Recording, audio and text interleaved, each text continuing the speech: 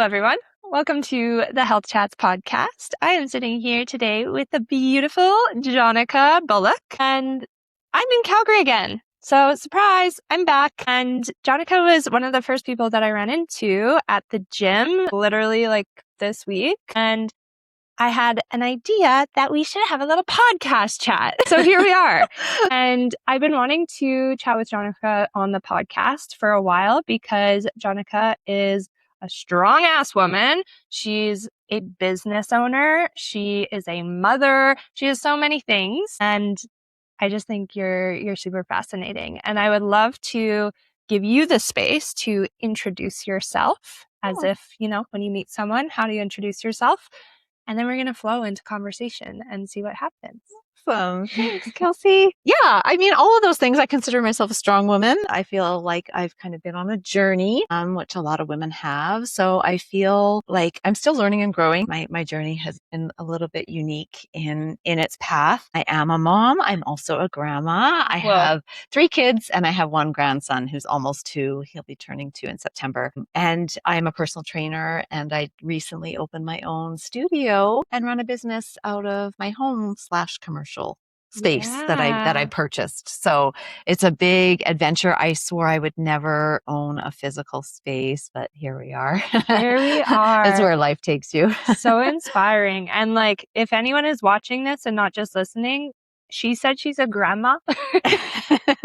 I want you as a grandma. Like your grandma goals. I'm sure your grandchildren are like, I'm going to be like you one day. She does not look like she could be a grandmother. Like you are so fit and so young and just bubbly and vibrant. And it's very inspiring. I mean, from a health perspective and also from a business perspective, you opened a physical space. After telling yourself you weren't going to do it, what made you decide, okay, I'm actually going to do it? How'd you get there? It actually was a lot more spontaneous than you might think it was going to be. So I was working as a personal trainer at a couple of different places, a big box, and then I kind of was renting some training space at a local studio. And I was also seeing some clients at home. So I was driving home from an afternoon at a client's home, and I passed a gorgeous infill that had a big splashy sign on it that said residential/commercial, and it had big gorgeous windows. And I just drove past and my wheels just started like spinning. I just was like, oh, wouldn't that be beautiful to have a space like that with just like gorgeous lighting, like imagine like living. And it just like my mind just started going really active as I drove the rest of the way home. And so when I got home, I opened up MLS and wanted to see how much this place was listed for. And obviously it was like crazy, crazy expensive, but it got kind of that idea flowing for me of, I wonder how many spaces in Calgary are sold as commercial/residential. I was kind of at a point where I was looking to possibly purchase a home. I was living in a rented condo for a couple of years, and it was a completely furnished little rental. And I loved just the peace and the safety that offered me at that time in my life. So it was really, really safe, but I felt like I was getting to a point where I was getting my feet under me. I was feeling a little bit more bold, and I was thinking about possibly purchasing some real estate, buying a house as opposed to renting something. So as I started like combing through MLS and just typing in commercial/residential and what was available in Calgary, I started to see that there were a couple of options out there, and they weren't all as expensive as this dream one that I had driven by. And so I actually just saw this space and was really curious if it was as good as it looked on. Sometimes the pictures on MLS can be a little misleading, and there might be things that are weird or whatever, but I booked a showing to come and have a look through it and compared it with a couple of other properties around Calgary. And this one it just seemed too good to pass up. It just seemed like it had such great bones and was just kind of waiting for it to be realized into something that I felt like could be really great. And I loved the idea of having a space where I was living that I could also generate income from, because to me, I feel like that's a really smart move. So I decided to kind of take the plunge. And it took a long time. Like from the time that I found it, it was kind of a foreclosure. And so I had to kind of deal with the bank, and then buying a residential / commercial space in Calgary is not as simple as buying simply residential real estate, which I have experience with. But yeah, so it took a long time. I think I found it in February and we didn't close until the end of June, and like closing took a long time, like even getting to a place where we had landed on numbers and I was able to find someone that could mortgage it and all of those things took a really long time. So I was able to digest the idea as we kind of worked things out. And I kind of believed that if it wasn't meant to be, it would kind of fall through. Totally. So that's how I ended up here. I love that. That's like, you're such an action taker, which is also why I think we just like, we vibe and align. It's like, you want something, you go for it. And it was even the thought of, well, I might as well just look. Like, who knows if this is going to happen, but at least taking that step forward to come and look. And so that's this place that we're in right now. That was the first one you saw. Yes. So now it's been over a year, I guess. Yeah, coming up. Well, since I purchased. Yeah. Since it's been just over a year. So how has that last year journey been with the renovations, opening a business? Like talk about all of it, the good, the bad, the ugly. I want to hear it. It's very eye-opening. It's very eye-opening too, because I don't have any experience like running an official business. Like I've kind of always done my own sort of things, but it's usually kind of been, side hustles or, things that I did while I was a stay-at-home mom and, people would just pay me cash under the table or whatever. So there really wasn't any sort of official experience that I was drawing from. So I had to I stumbled across a great contractor who was able to help me out with all of the things, all of the little things that needed to be done. There weren't major things that needed doing, but I did need a lot of help to get, because it's literally just me. And I've renovated in my partnership before, in my marriage, bought a lot of residential real estate, renovated a lot. I'm very, very comfortable in that space, but this just kind of felt a little bit different. And then dealing with the city and getting all my licensing and all of that stuff it was incredibly stressful and a real eye-opening learning experience. So I'm really grateful that I have supportive family, especially my sisters. My sisters I leaned on a lot through that time. And there were many times when I would just second guess, what had I gotten myself into? And I would be a ball of tears or a ball of anxiety or just unable to sleep.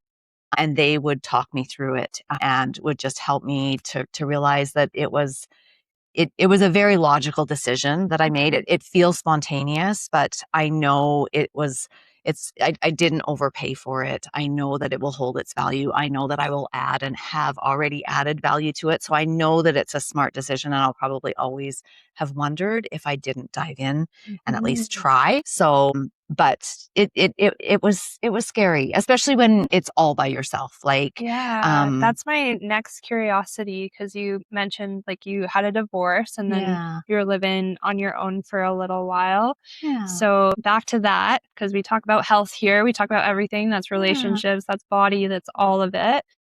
I'm curious what caused the divorce and how are you now? I know that's such a big question, but whatever you're open to sharing with that too. Yeah, for sure. I try to be really open, and I try to share from my perspective. So I was raised very religious and got married very, very, very young. So I had kind of been raised in a family that prioritized, getting married and having children and having a family as being, what I should aspire to and what I should dream for myself. And so I was married at 19 years old, and I enjoyed being a mom and I enjoyed being a wife for a long time, but I had a lot of growth, as you can imagine, from the time I was 19 until I was in my 40s, when the divorce happened. And I'm a people pleaser by nature. And so I spent a lot of my life trying not to ask myself the questions that I knew I needed to ask myself as to what I really wanted and who I really was. And I put that and pushed that down a lot, to the point of it actually became a very unhealthy cycle for me to try to ignore the things that I knew I needed to ask myself. And so by the time I kind of was in my 40s, I realized that I needed to just open up about what I really wanted for myself. I needed to start thinking for myself. I needed to start making decisions for myself. And who I was in my 40s was not who I was when I was that young girl. And that was a deal breaker in the relationship because I no longer wanted to participate in the religion anymore. And that was what my partner was looking for. That was who he wanted to be with. And it became a real challenging thing for us to overcome. That ultimately, and just the fact that I was a very different person than I think he had fallen in love with. And I think the point that I got to where I was questioning and wanting to grow and wanting to change and wanting to embrace all of that experience just became ultimately a point where we were both very different people. And we probably would not have chosen each other at that point in our lives anymore. So I think there was just a real honesty in just saying that, our chapter had probably come to its end. And it was really a hard, very, very hard, very scary time. But once I was able to really articulate that, I honestly never second guessed that decision. I know it was the best decision. Wow. Even though it's really crazy hard. Yeah. And thank you for sharing it. I mean, I'm young. I'm 28. I haven't experienced longer than like a 5-year relationship. So I can't imagine how hard that would have actually been to be just like radically honest with yourself first, but then your person too. And now, I mean, it's been a few years since the divorce, right? And like looking back in hindsight, do you feel like it could have gone any differently? Or what is your perspective of things now that you have this new life? I think the person that I am now is just too far different from what he was looking for and what he wanted in a partner. And I think that ultimately I had to just be honest about who I was.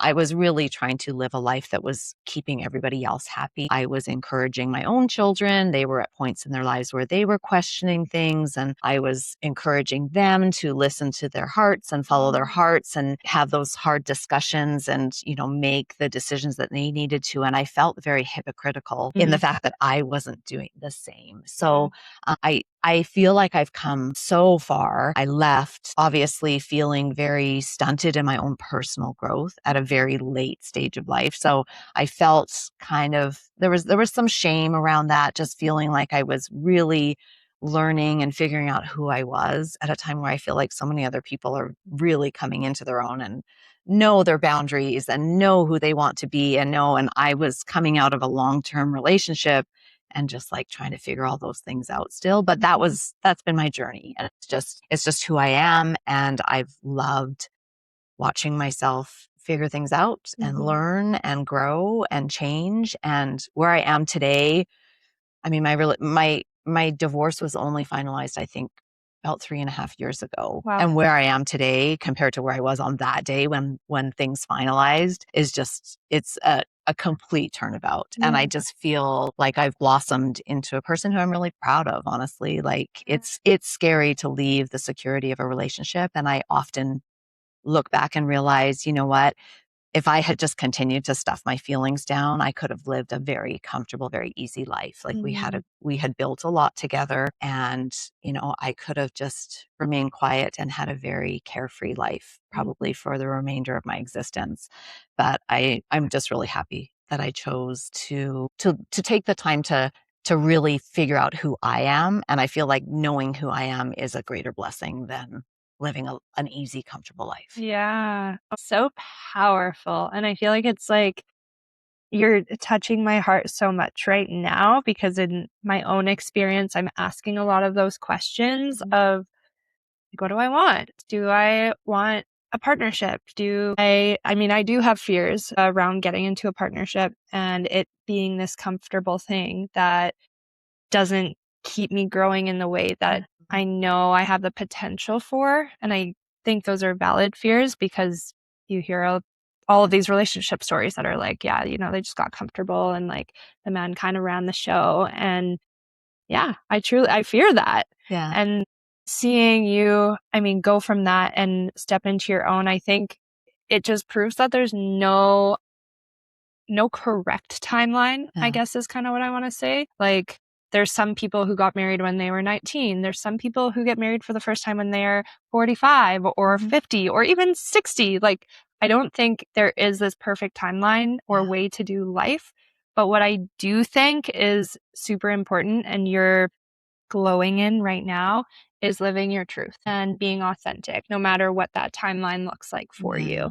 So that's really scary, and I'm glad you did it because now I get to know you, and it's interesting. I feel like and maybe it's just my perspective has shifted, but I feel like I try to remember and look at divorce as less of like a failure. I think sometimes we look at divorce and we judge it pretty harshly in society as that, that was a failure. And I think if we look at ourselves as beings who are growing and changing, it's very likely that you will both grow and change in directions that don't bring you together. So I feel like that's a blessing when you're in a relationship that allows you that opportunity to grow and change, and you still have that tight bond that holds you to one another. But I don't necessarily think that it's a huge failure. I think we are meant to grow and change in life. And I remember one of the conversations that I had with my ex is, he said to me, he's like, I'm still the same person that you married. And I was like, but I'm not. And I don't think that I should be that same person that I was when I was that age, because I have experienced a lot of my life and I have embraced a lot of that change. So I really am not the same person anymore. And that's honestly the way I think life should be. Yeah, I'm with you. I think like if we're not growing, we're dying. That's like so aggressive. It feels that way. And it maybe is just like a different mindset that not everyone has in their life, and that's okay. But those people aren't meant to be together, I don't think. And I don't look at the end of something as a bad thing. Like whenever I hear someone has ended a relationship, I'm like, congrats. I usually say that first. I'm like, you are no longer in something that's serving you right now. And does that mean forever?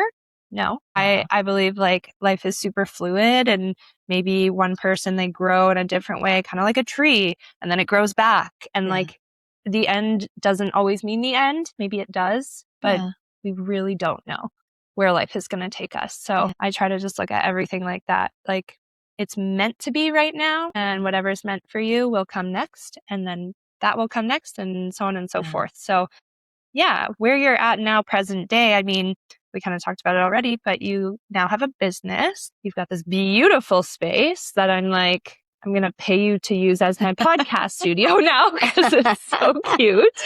Thank you. But let's talk a little bit about the business and the gym, because I think when I think that's like a really big part of you. Like you eat, sleep, breathe fitness and health and nutrition. I do. And I want to talk about how you even got into the industry. Where did that start?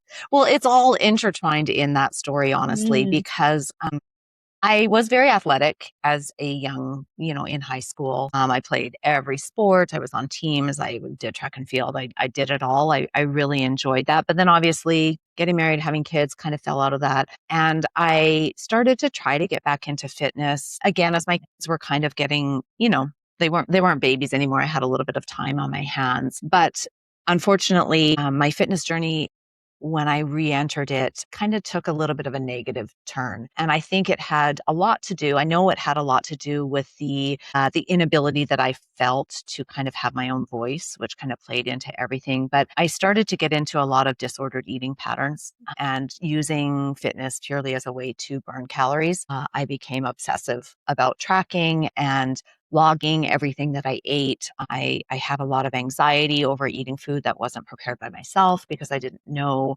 what ingredients had gone into it. So eating out or, traveling or eating at someone's home was really, really anxiety inducing for me. And I started to run. Cardio was my drug of choice to try to burn off literally everything that I ate. And I started to get really, really, really thin. And I actually trained for and ran a full marathon without eating. I hadn't eaten carbs in probably months by the time I ran the marathon. And it was more than my body could handle, obviously. But I had a family doctor actually that called me out. I was in for a routine physical. And she basically just asked me, "Why are you losing weight?" I was always like normal. Like I wasn't super athletic at that point in my life, but I was an average. I wasn't overweight. And, she just saw that my weight was going down year over year. And she just asked all of the hard questions. She came right out and, spelled things out. She's asked if I was binging, was I purging, was I using exercise to burn off calories? And I'm really a person who's unable to lie. Yeah. It's a good quality, but I broke down in her office that day and had a real awakening. We talked a lot about, healthy behaviors, what I needed to do, who I needed to talk to, people that I needed to come clean to in my life about what I was doing. And I was a mom with like 3 young kids at this point, and it was incredibly shameful, but it was also a point in my life where I feel like I cracked open, and it actually propelled me into what happened later on with me accepting who I was and changing and leaving a relationship that was no longer serving me. So I'm really grateful for that experience. But as you can imagine, you can't live without food and exercise. And so I really had to start to learn how to be healthy about my approach with what I needed to do to live a long life. We need to eat every single day. We need to move our bodies, and that can't be in a way that is obsessive or disordered. And so I really just kind of dove into the world of lifting. The more I read and kind of educated myself, I realized how important it was for women to build muscle, to be strong, to not simply track how much they weighed, and try to be the smallest pant size possible, and all of those things that I really had gotten caught up in. So I really just fell in love with fitness and nutrition. I learned how to fuel my body without any of the behaviors that were very triggering for me. So even as a personal trainer, I don't track calories. I don't log what I eat. I don't actually weigh myself ever anymore. Those are things that just like set me back into some of those spiraling thoughts. And I'm sure I could bring them back into my life in a healthy way, but they're just things that I don't need to measure. I know when I'm putting on a little weight. I know when my pants are a little tighter or looser. I don't need to fixate on a number on the scale that is just an arbitrary number anyways. And so I just started for myself and got in touch with an online community that I got very, very active in. For lifting. Okay. Yeah. Okay. So I found an app. I was doing one online app, and this was kind of around the time of COVID. So we were all kind of looking for community and We're all structure. online. Yeah, we were all online, and I Yeah. found this community that I really thrived in. They welcomed me with open arms. I dove in. I was very active on their Facebook page, their private Facebook page, and made a lot of relationships. I had a lot of growth in that time period. It was actually the first place that I had openly shared my story of struggling with an eating disorder and trying to get healthy. And I was terrified to do that, but people were so supportive, and I actually was able to help a lot of people who related very deeply to my story. And I realized that what I share can really impact people. So that community group led to so many things. I was doing like online programming. We would have like online group classes. I organized a retreat where after COVID, we actually like met physically in a space and had like this like active vacation together. I ran a podcast as well for a couple of years with this company. And so it just like really changed me, but I didn't have my credentials. So when the divorce came, I decided that I was going to go back to school full time and get my diploma and certification to work as a personal trainer. Just kind of used the divorce as a real springboard of wanting to change direction in my life. And so that's how that happened. It has not been that long that I've been doing this, but it's been part of my own life personally for a really. And I think that is what makes the difference between a good trainer and a great trainer is someone who has the lived experience. Because anyone can go to school and get a certificate, but I think when you have it in your life, like it's in your blood. And I'm such a mirror for you because I have a very similar story with disordered eating and basically starving myself over exercising. And you brought something in my brain too, where I remember being in my doctor's office and she was like, "Are you an athlete?" And I was like, "I mean, I work out." She's like, "Why are you working out so much?" And I was like, "No one's ever asked me that before." She's like, "Do you have a period?" I was like, no one's ever asked me that before. And so, yeah, I see so much of myself in you. And I think when you can turn your pain into your power, that's when the clientele can feel it the most, is when you've like really gone through something and you've been able to come out of it, because it's so much more than just training people for you now. Yeah. It's like your entire life journey and how you healed in so many ways has brought you to now the service that you're giving. Yeah. And that's really, really special. Oh, And for so sure. the type of people you work with now, who are they? I have a pretty Who's your wide clientele? variety of clients, but I think middle-aged women are really drawn to me, obviously because of shared experience. I think I help women, my age see that, things are still possible. Like it's not the end. I think society would like you to think that it's all downhill after 40 and there's nothing really to look forward to. And so I think that's kind of my niche, is kind of that middle-aged woman. But I work with all types. I work with men. I work with younger women. I work with pregnant women. I've worked with a lot of different clients. And I feel like what I have to share is, I always say it's very universal, because I think our side of the story might be such that we were using food and exercise in a way that was unhealthy. But I also like to think that someone on the other end of that spectrum that might be overeating or avoiding exercise, or is also at a place where they're not healthy with food in their body. And I think the common ground is that we're all trying to get to that middle ground where we feel peace. We feel peace around food. We feel peace around being able to move our body in ways that make us feel good, that we aren't in constant pain or avoiding things because our body doesn't allow us to do those things. So I think that middle ground is what I want for all of my clients. So whether we're on one end of the spectrum or the other, I think that peace is what we all need to and want to find. Peace with our bodies and peace with food. Yeah. And it's hard. It's hard. Oh, I know.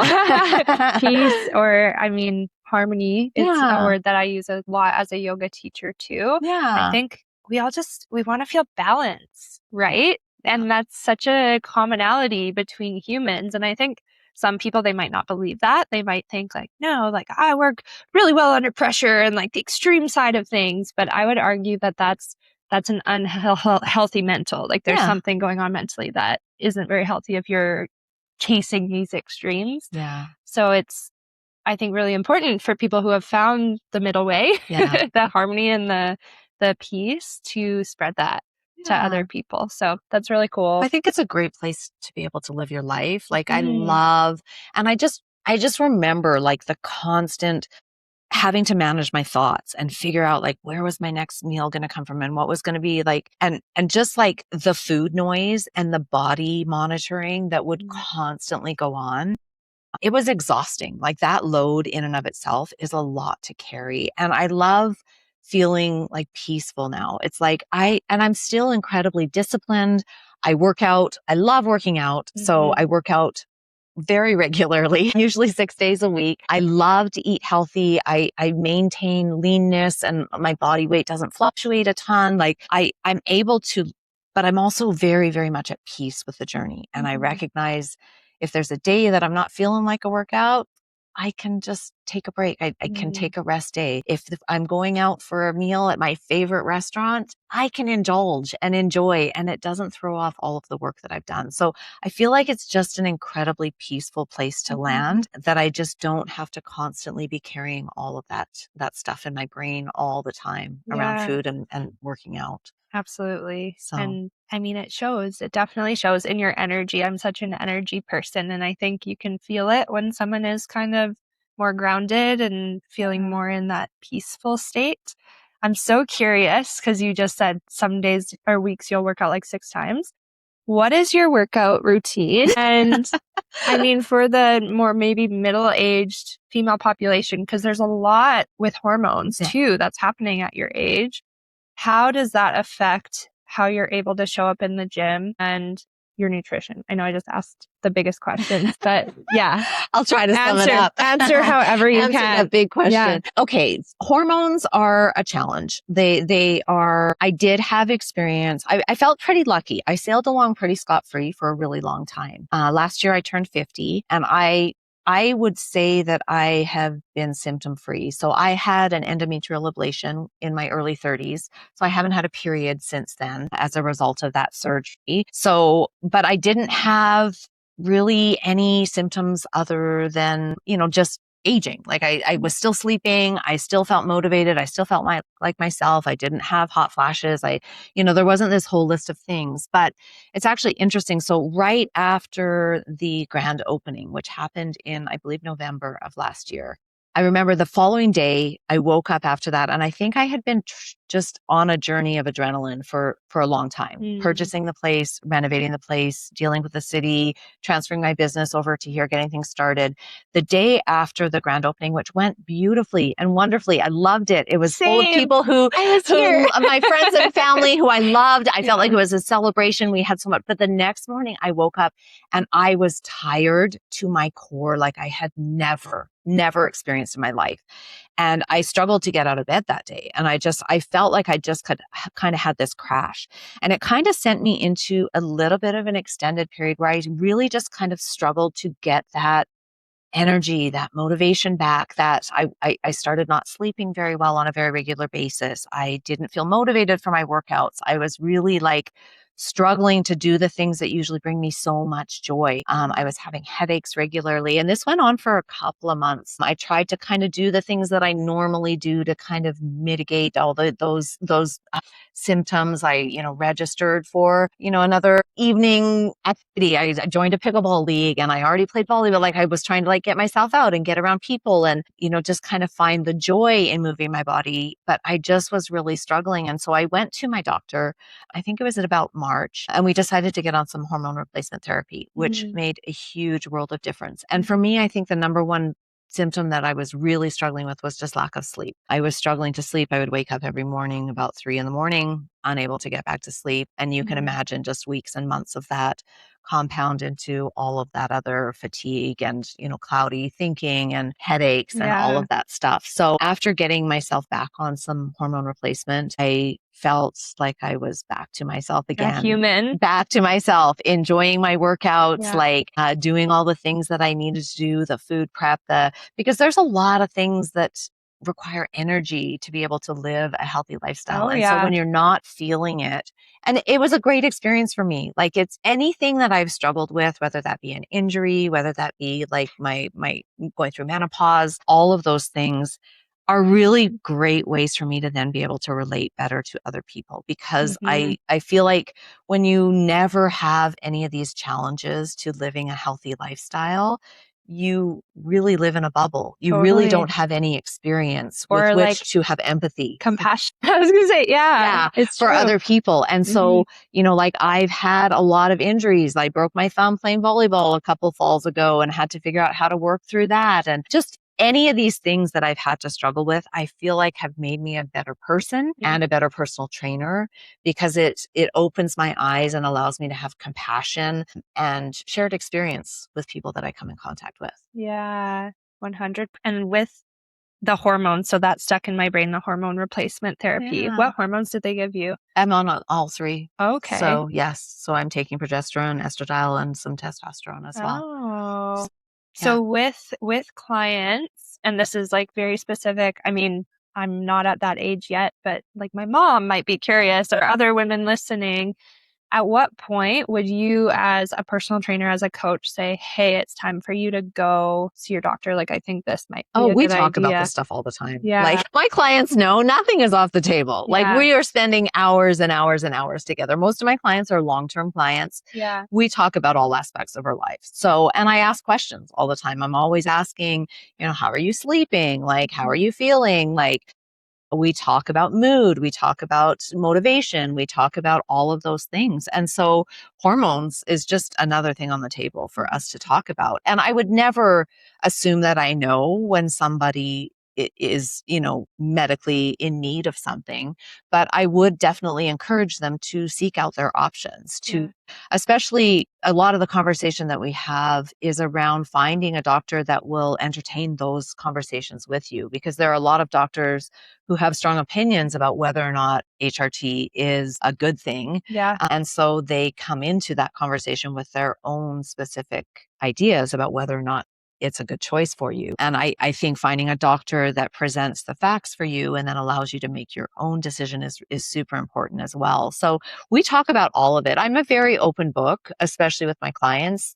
I mean, I think just in life in general, because I feel like the more, especially as women, the more we keep this stuff like secret and hidden, and it's just like this mystical thing that we're all afraid of and that we don't understand and that we don't realize is a normal part of the process of being a woman. And it should be discussed, and we should look at options, and we should talk to people that have actually taken HRT and how are they feeling and what are the side effects and all of those things. Like, I think the more that we talk about this, especially as women, because science, I think, has failed us for a long time in researching women's health and the things that we really need. It's coming leaps and bounds, and it's in the forefront right now. I know, but it's long overdue. And so I feel like as women, we owe it to each other to be like, hey, it's not that bad. Look into it. Like, you can feel like yourself again. You don't have to struggle in silence. You don't have to be ashamed of, the fact that your body is giving you these signals that things are off. And I think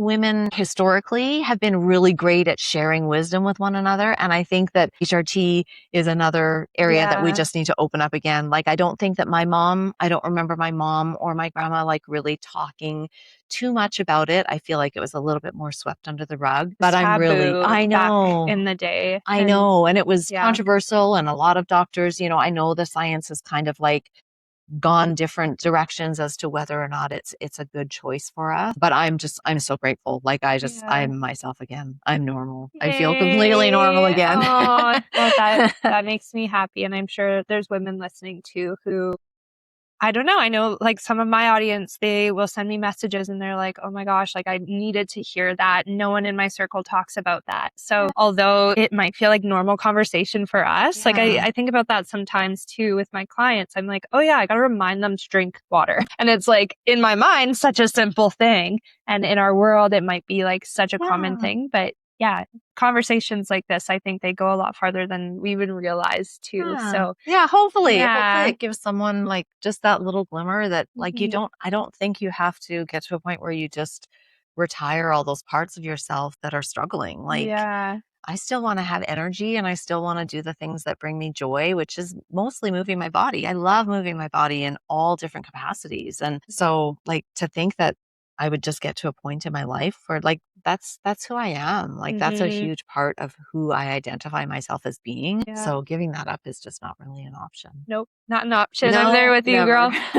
Okay. So let's talk a bit then about, I mean, you said you don't track for nutrition. No. So I'm curious, how do you make sure you get your protein? You got these wicked muscles on you. You're strong. I see you in the gym. Like, what is your approach to nutrition now for people who are maybe looking for some tips and tricks? Okay. And then we'll talk a bit about your workouts. Okay. Yeah. Okay. So for nutrition, because I tracked obsessively, and you can probably relate to this, I know calories like nobody's business. I know serving sizes like nobody's business. I know where nutrient dense foods are. I know where calorie dense foods are. And I know what my trigger foods are well. So for myself, what I try to do, I say that I don't track because I would never like log.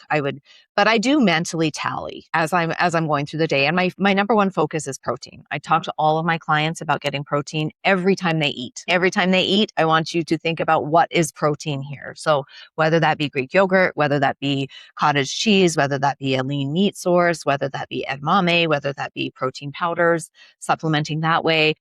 I always look to kind of build my plate around protein. And I'm pretty good at kind of just tallying. I mean, most things are marked. We can kind of get a general idea of how much protein. And so to me, that's just kind of an easy. I'm looking to get close to probably 130 grams of protein a day. And we eat a lot of the same stuff on repeat. Maybe you don't, but I do. Oh, I do. So I'm like, do I need to log that same meal every single day? Like, especially my breakfast and lunch, I kind of just have rotation. I do, like I said, fruit and Greek yogurt is a big one. Cottage cheese is another big one that I like to throw on salads or in dressings. I love to have like leftovers for like a salad with some lean protein thrown on that. I feel like I'm eating a lot of the same things on repeat, and I usually kind of save my exciting stuff for my dinners. What's That's exciting? some variety.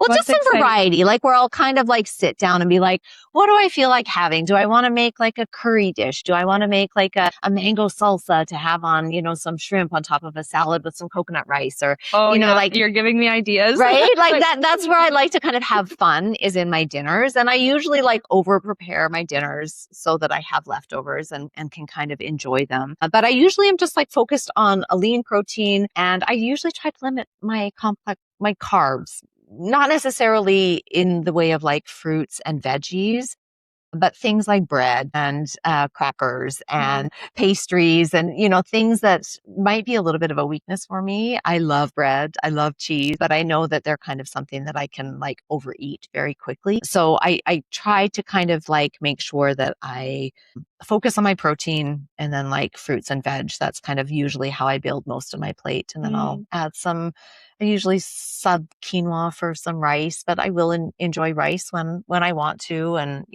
I'll do some healthy roasted potatoes and sweet potatoes and things like that. But anything that's too processed in the way of carbohydrates, I usually kind of try to keep to a minimum. Yeah, I kind of do the same. And I'm curious your perspective because I find when I'm eating things that are processed, it's almost like one, my energy is lower, and two, I want more of it. Yeah. Do you experience the same thing? Yeah, I try to keep it to quite a minimum, honestly. Like I try to think of, I feel like anything that's kind of found in nature, I feel like it's pretty easy to justify that it's probably somewhat good for you. If it grows from the ground or, comes from a lean protein source, like I like fish, I like lean cuts of meat. I feel like there's a place for that in my diet, but something that comes out of package and has a whole list of ingredients is probably a little bit harder to justify as being like super healthy and part of what I want to eat. What on about a regular sourdough? I love sourdough. I do. I don't make it. Yeah. I don't want to know how to make it because again, I really enjoy it. I Yeah. really enjoy it. And I'll go to the farmer's market. My brother and my brother-in-law both make delicious. They have little competitions. Love sourdough. I do like, and there's healthier versions. Yeah. So that's to me, what I would consider a healthier version of a bread or something that, I'm purchasing. And I usually try to look for just like, if I am doing a bread from the store, I'll look for something that has added protein or like a wrap. I'll look for something that has added protein. I'm always just looking to kind of make sure that I'm getting my protein. And then I feel like everything else kind of filters in there. Like I enjoy healthy fats, like in the form of like some nuts and avocados. Love avocados. I love eggs, whole eggs. I eat the yolks and really enjoy that. But I try to just kind of minimize the processed and kind of look at things as like ingredients and like kind of build them and put them together that way. Yeah.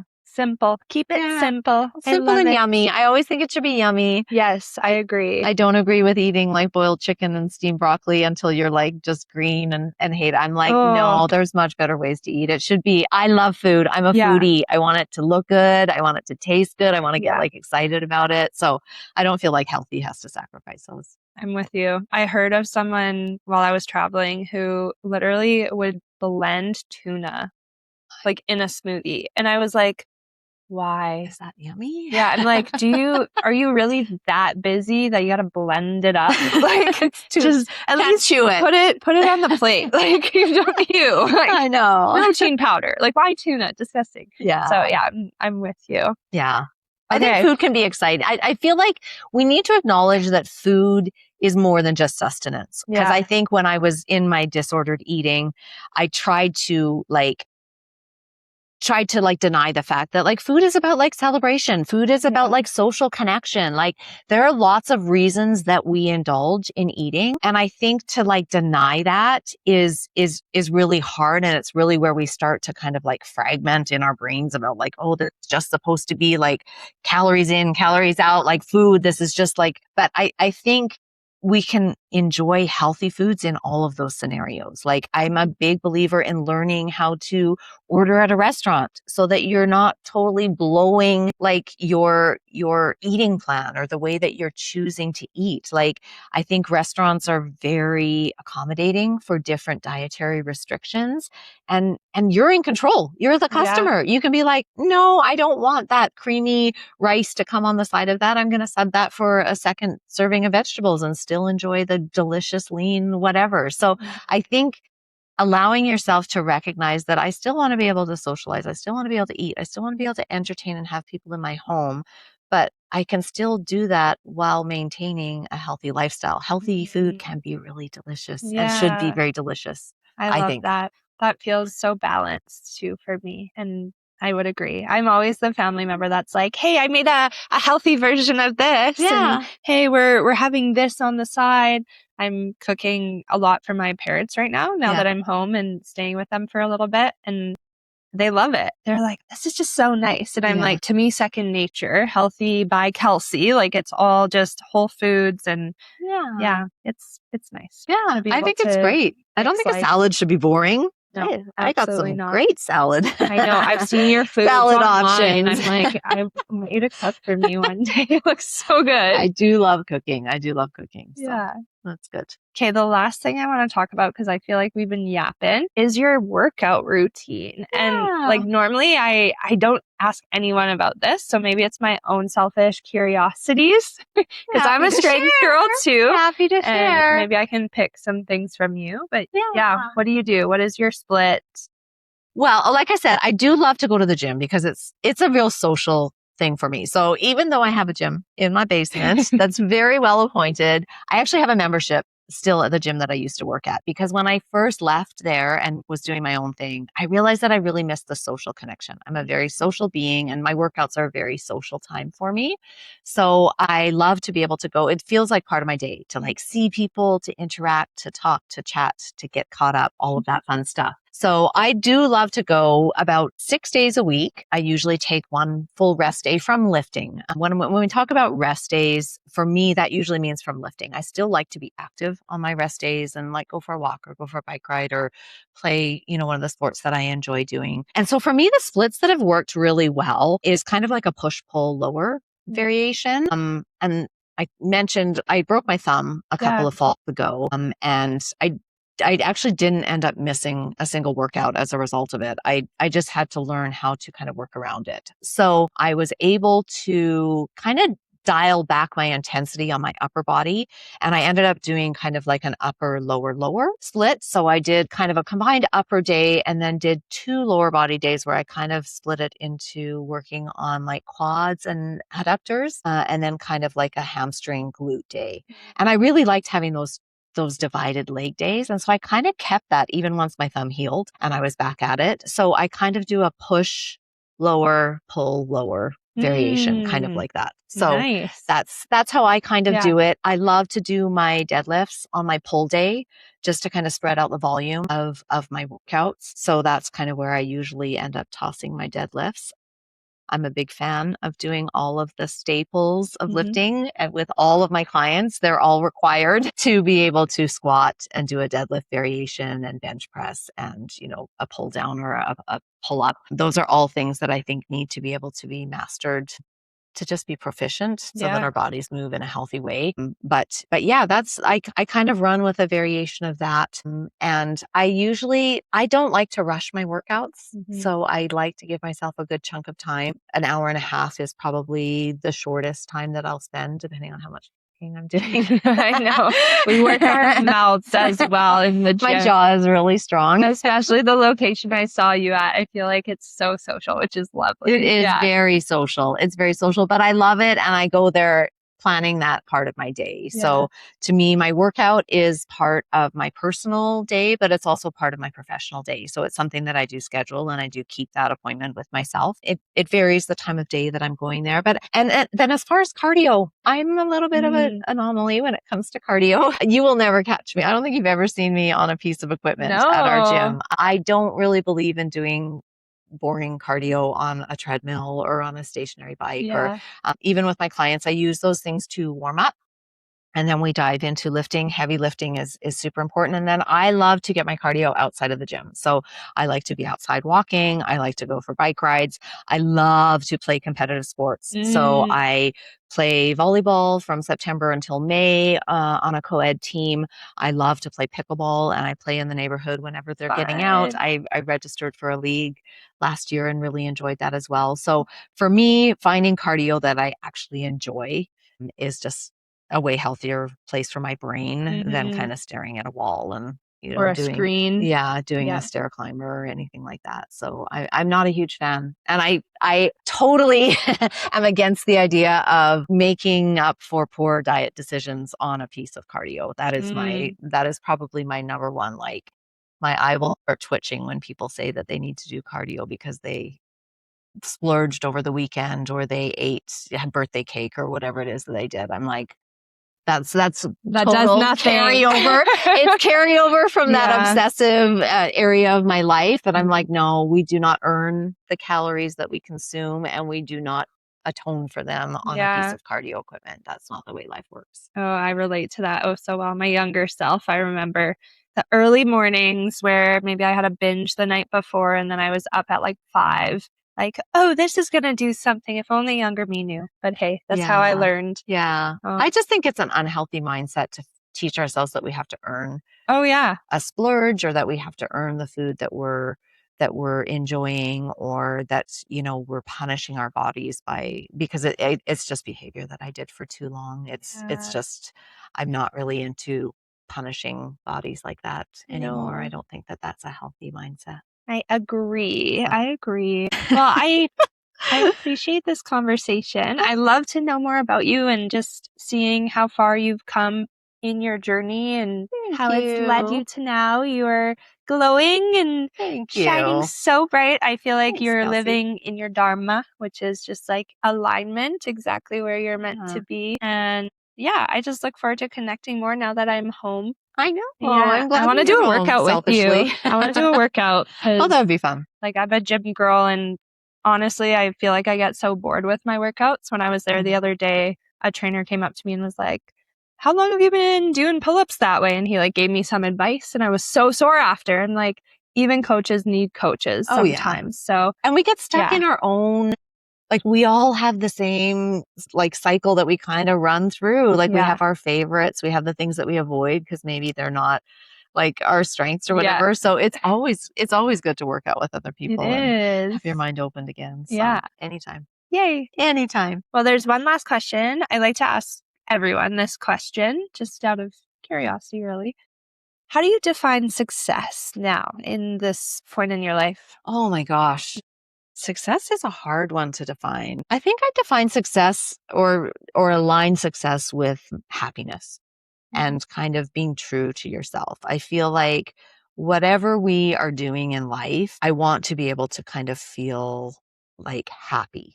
And I've lived life where I've had, vacation properties and, a lot of freedom and, a big house. And I know that that's not really the definition of success if you're not happy in that. And I think anything that I bring into my life and that I keep in my life should make me happy, whether that be like simplicity, whether that be peace, whether that be, self-care. All of those things help me to feel like I'm successful because I'm happy.